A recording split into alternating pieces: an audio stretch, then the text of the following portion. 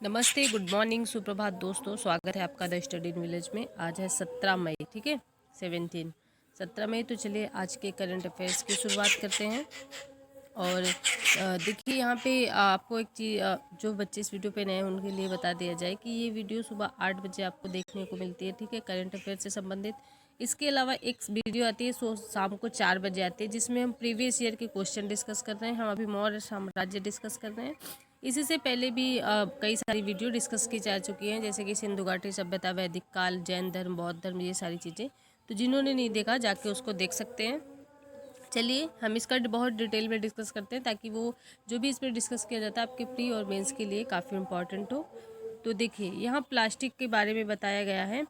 हम लोगों ने बचपन से यही सुना है, हम लोगों को यही पढ़ाया गया है कि अगर आप प्लास्टिक का यूज़ करेंगे, मतलब प्लास्टिक का यूज़ कम से कम करिए, ठीक है। प्लास्टिक का यूज़ करेंगे तो, क्योंकि प्लास्टिक कभी नष्ट नहीं होता है, वो करोड़ों वर्षों बाद ही वैसे ही बना रहेगा, जो कि पर्यावरण को बहुत ज़्यादा प्रदूषित करता है। ये चीज़ हमको बचपन से पढ़ाई गई है। लेकिन अभी क्या है, हाल ही में एक शोध किया गया है, जिसके द्वारा ये पता लगाया गया है कि अब प्लास्टिक को, मतलब शोध के अनुसार अब प्लास्टिक को नष्ट किया जा सकता है। कुछ जीवाणु, सूक्ष्म सूक्ष्म जीवाणु जो होते हैं वो प्लास्टिक को नष्ट कर देते हैं। अब पहले देखिए, पहले क्या था, पहले इनको 30 डिग्री सेल्सियस पे 30 डिग्री सेल्सियस इनको टेम्परेचर चाहिए होता था। उसके बाद ही ये लोग, ये जीवाणु थे, कुछ जीवाणु थे कि ये प्लास्टिक को नष्ट करते थे। तो 30 डिग्री टेम्परेचर बहुत ज़्यादा होता था, क्योंकि इनको एक वैसा मतलब माहौल उत्पन्न करना, फिर उतना टेम्परेचर देना, काफ़ी ज़्यादा 30 डिग्री होता है तो गर्मी ज़्यादा बढ़ जाती थी, तो ये फ़ायदेमंद नहीं थे। अभी क्या बताया गया है कि अभी 15 डिग्री सेल्सियस पे 15 डिग्री सेल्सियस पे ये जो सूक्ष्म जीवाणु होते हैं, ये प्लास्टिक को तोड़ के इसको, मतलब कि इसको हजम कर देंगे, ठीक है, ये बताया गया है। तो देखिए यहाँ पे, और अब हम लोग इसका डिस्कशन स्टार्ट करते हैं। देखिए यहाँ पे लिखा क्या है, आपका मोटा मोटा सारी चीज़ें बता दी गई हैं। देखिए इसमें क्या है, वैज्ञानिक ने अल्पाइन और आर्कटिक की मिट्टी में, अल्पाइन जहाँ मतलब अल्पाइन के वृक्ष पाए जाते हैं वो, और आर्कटिक सागर जहाँ वहाँ की मिट्टी में ऐसे सूक्ष्म जीवाणु की खोज की है जो 15 डिग्री सेल्सियस पर भी प्लास्टिक को हजम कर सकते हैं। ये सूक्ष्म जीव प्लास्टिक रिसाइकलिंग में महत्वपूर्ण भूमिका निभा सकते हैं। इन सूक्ष्म जीवों की खोज स्विट्जरलैंड में कहाँ की गई, स्विट्जरलैंड के federal institute for forest ISRO and landscape research के शोधकर्ताओं ने इस खोज के नतीजे में जर्नल फ्रंटियर्स इन माइक्रोबायोलॉजी प्रकाशित की है, ठीक है। तो ये कहाँ की गई, स्विट्जरलैंड में की गई, और कौन से अल्पाइन और आर्कटिक की मिट्टी में की गई, ये ध्यान रखिएगा। क्वेश्चन ये पूछा जा सकता है आपसे कि क्या ऐसे जीवाणुओं की खोज की गई है जो कि प्लास्टिक को नष्ट कर सकते हैं। तो हमारे मन में हमारे बहुत मतलब पहले से ये चीज़ें बैठी हुई कि प्लास्टिक कभी नष्ट ही नहीं हो सकती, तो उसमें आप नहीं लगाएंगे।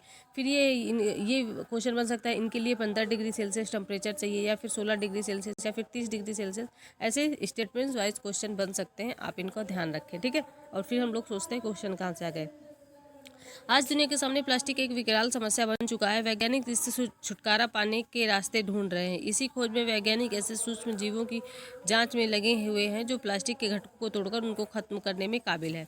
उसके बाद देखिए यहाँ पे क्या बताया हुआ है, वैज्ञानिक के मुताबिक पहले भी ऐसे सूक्ष्मजीव पाए जा चुके हैं जो प्लास्टिक को हजम कर सकते हैं, लेकिन वो आमतौर पर केवल 30 डिग्री सेल्सियस के ऊपर के तापमान पर ही काम करते हैं, यानी कि 30 डिग्री सेल्सियस से भी ऊपर तापमान पर एक काम करते हैं। इसका मतलब है कि उन्हें प्लास्टिक को खत्म करने के लिए बहुत ज़्यादा तापमान की आवश्यकता होती है।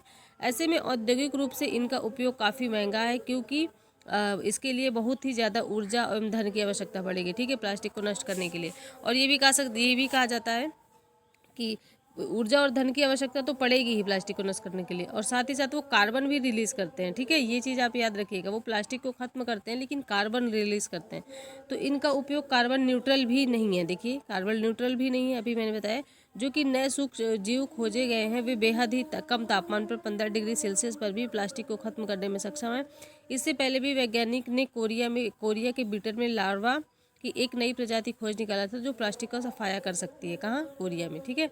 तो ये है, देखिए इसमें क्या है कि वैज्ञानिक के मुताबिक सूक्ष्मजीव कुछ प्रजातियां, कुछ मतलब कि कुछ सूक्ष्मजीवों की कुछ प्रजातियां एंजाइम उत्पन्न करती हैं, ठीक है। ये एंजाइम क्या होता है इसके बारे में चर्चा कर लेते हैं। एंजाइम प्रोटीन से बने होते हैं। यह एंजाइम प्लास्टिक के टुकड़े को छोटे छोटे टुकड़ों में तोड़कर हजम करने में अहम भूमिका निभाते हैं। एंजाइम एक तरह का प्रोटीन है। आपसे ये क्वेश्चन बना हुआ है, आप जाके पीवीसी पे मतलब बैक पेपर देखिएगा जाके, निम्नलिखित में से एंजाइम क्या होता है। प्रोटीन, कार्बन, और मतलब कि जो भी उस पर पूछा हुआ है, वसा, ऐसे पूछा, कार्बोहाइड्रेट ऐसे पूछा हुआ है क्वेश्चन, तो एंजाइम क्या है, एंजाइम प्रोटीन है। ये क्वेश्चन बना हुआ है, आप जाके देख सकते हैं। यूपीपीसीएस में, बीपीएससी में, दोनों एग्जाम में बना हुआ है ये क्वेश्चन। यह एंजाइम शरीर में रासायनिक प्रतिक्रियाओं में तेज करने में मदद करता है और एंजाइम को एंजाइम भोजन को पचाने में, विषाक्त पदार्थों को खत्म करने में मदद करते हैं। देखिए, एंजाइम एक प्रकार का प्रोटीन होता है, ये शरीर में पाया जाता है, सूक्ष्म जीवाणुओं के शरीर में, और ये उसको क्या करता है कि जब प्लास्टिक आता है या फिर कोई कड़ा होता है, मतलब कि जब इसको कोशिकाओं के अंदर पाया जाता है, तो इसमें एंजाइम में शारीरिक प्रतिक्रियाएं होती है, रासायनिक प्रतिक्रियाएं बहुत तगड़ी होती हैं। तो इसमें अगर ये प्लास्टिक को तोड़ने में, इसको हजम करने में मदद करता है सूक्ष्म जीव की, ठीक है। तो ये जो इंपॉर्टेंट न्यूज़ थे आपको बता दी गई कि प्लास्टिक के बारे में कितने डिग्री सेल्सियस पे, 15 डिग्री सेल्सियस पे, आप याद रखिएगा। पहले कितना था, 30 डिग्री सेल्सियस से भी ऊपर, अभी 15 डिग्री सेल्सियस। पहले वाला क्या था, कार्बन न्यूट्रल नहीं था, और ये कहाँ है, आर्कटिक के क्षेत्र में, ठीक है, आर्कटिक के क्षेत्र में, ये भी याद रखिएगा, और अल्पाइन क्षेत्र में, ठीक है, आर्कटिक और अल्पाइन क्षेत्र में, ठीक है। तो इसको आप याद रखिएगा, जो इम्पोर्टेंट न्यूज़ थी आपको बता दिया गया, कहाँ, स्विट्जरलैंड में। ओके, चलिए नेक्स्ट चलते हैं। देखिए, जम्मू कश्मीर में बढ़ रहे नशीले पदार्थों की तस्करी, आप मतलब ये चीज़ पता ही होगी कि जो अनुच्छेद था, आर्टिकल था, ठीक है, आर्टिकल 370 और 35A को हटा दिया गया है। तो इससे क्या है कि आर्टिकल 370-35A हट जाने के कारण जो स्पेशल स्टेट का दर्जा मिला था जम्मू कश्मीर को, वो हट गया है, ठीक है। और उसके हट जाने के पास वो एक आम मतलब कि एक केंद्र शासित प्रदेश बन गया, और केंद्र शासित प्रदेश सीधा सेंट्रल गवर्नमेंट के कंट्रोल में रहता है, यानी कि केंद्र के कंट्रोल में रहता है। तो वहाँ पे बहुत ज़्यादा जो गतिविधियाँ पाई जाती थी आतंकवाद वाली, वो अभी धीरे धीरे ख़त्म होती नज़र आ रही, कमी होती उनमें नज़र आ रही है। लेकिन इसमें अभी एक मतलब की रिपोर्ट के अनुसार इसमें बताया गया है कि नशीले पदार्थों की तस्करी में बहुत ज़्यादा मतलब कि भूमिका निभा रहा है। यहाँ पे पाकिस्तान से कई सारी सुरंगें पाई गई हैं, जम्मू कश्मीर में कई सारी सुरंगें पाकिस्तान से पाई गई हैं, उसमें नशीले पदार्थों की तस्करी बहुत ज़्यादा युवा लोगों को मतलब बर्बाद करने में तुली हुई है। और ये जम्मू कश्मीर से फिर उत्तर भारत में ये सारी चीज़ें आ रही।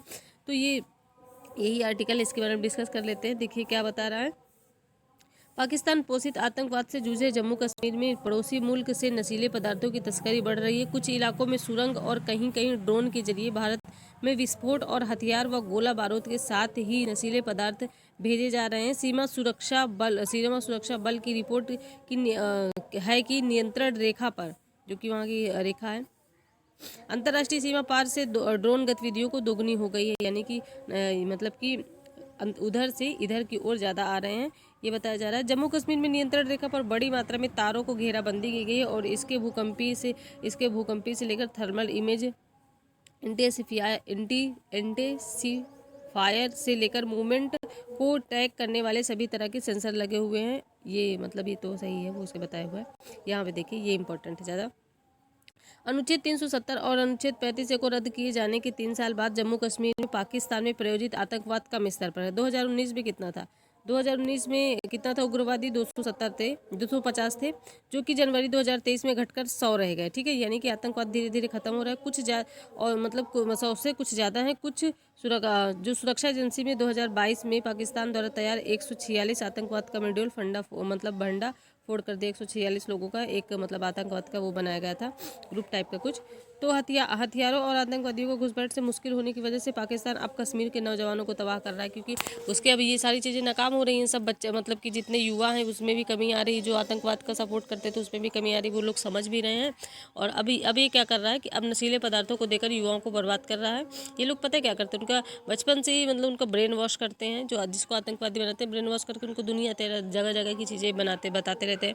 पता कि अगर आप किसी को मारोगे या फिर अपने देश के लिए ऐसे करोगे तो आपको जन्नत मिलेगी, ऐसा वैसा सब। तो इसमें ये क्या है, हथियारों के आतंकवादी को घुसपैठ को मुश्किल है। अब मतलब उसको क्या बना रहे हैं कि अब उनको नशीले पदार्थों की लत लगा रहे हैं, ये बताया जा रहा है इसमें। तो इसमें क्या है कि देखिए, नशीले पदार्थ या नारकोटिक्स पाकिस्तान का नया हथियार बन गया, और जम्मू कश्मीर के पुलिस प्रमुख दिलबाग सिंह ने क्या कहा है।